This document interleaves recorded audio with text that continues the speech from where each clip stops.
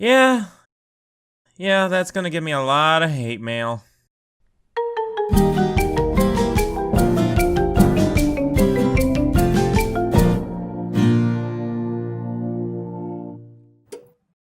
Hey everybody, it is I, MisterSkids, and I wanted to try something new, though it's not something all that new to the internet. In fact, some people make a living off of bad countdowns.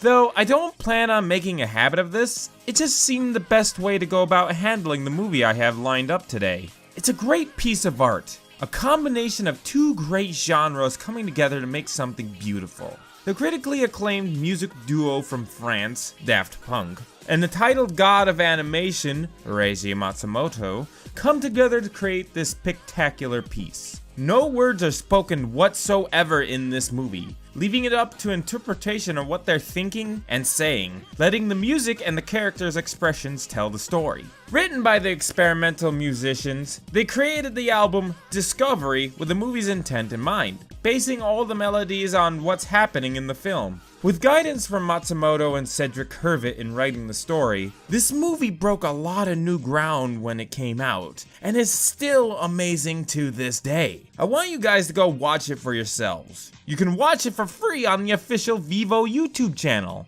I'll put a link in the description below, so if you got the time, go check it out. So let's not get too bogged down with facts and just get on with the list, shall we? Again, you should watch this for yourself because I'm about to give away spoilers! Number 5. The secret entrance to Darkwood Manor. No, really? Somebody, somewhere, thought it was a great idea to make a lamp the secret entrance to their underground lair inside their spooky, scary, and keyword here, dark mansion. This is number 5 because you can argue the point that Earl de Darkwood, or as I like to call him, Senor Palm Tree, knew that they were coming. Hence why he dropped the card during High Life and why the place wasn't guarded to begin with. You will see that in most of this list there are a lot of arguments that can be made about these slight errors. In my eyes, this is what really makes the movie a piece of art. The best art to me is something that not only makes you think, which this film does, but you can come back to many times and still see new things. Number 4. The memory files at the record studio. Just why? I can see that maybe Senor Palm Tree again wanted to throw people off his trail, but I just have a hard time seeing it as a valuable move on his part. He had much better security at his airport and his mansion, so why have it at a place anybody can move those discs and find them? I guess people's memories are just as valuable as customer service at the TSA. Not to mention that is some very fancy floppy disks he has there. Able to hold an entire person's memories on them? Bill Gates would be licking this guy's boots for that kind of tech. Number 3. The soldiers of the invasion. Now, these guys are high on the list for 2 reasons. First is the question, why don't we see these guys back on Earth? Unlike the other 2 cyborgs, androids, robots, I can never remember what's what with robo-bobos. Anyways, the bonobos over here seem rather solid and very strong. The soldiers, on the other hand, seem human as they get wiped rather quickly by Pretty Boy. So if they're human, why aren't they seen more around Earl de Darkwood, helping with things or doing his bidding? You can again argue that these guys are the cultists. The cultists seem human as well, and they have a hard time holding back the band when they try to escape. They also have another feature that leads me to believe that they're one and the same.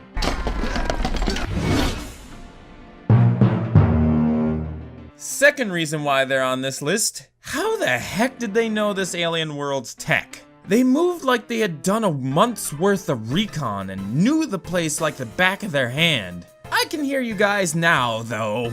But skids, they probably did this several times in the past. They were trained as saboteurs. Sure, we can say that, but I can argue back that even here on Earth, technology can take vast differences from one country to another. Cars, computers, and heavy machinery, just to name a few. So, how fast can the differences be from planet to planet?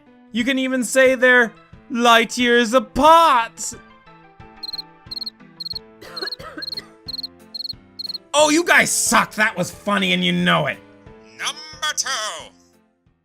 The recap at the ending. What more do I gotta say? I mean, come on. We just watched the movie.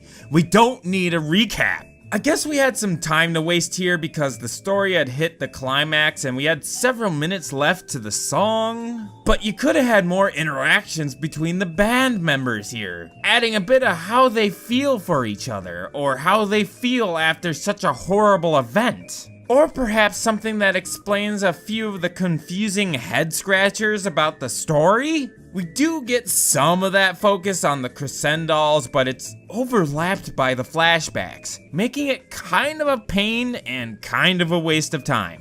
Before I get to number 1, I have one dishonorable mention. Something that was too weak to really make the cut. The emotionless state of the band members.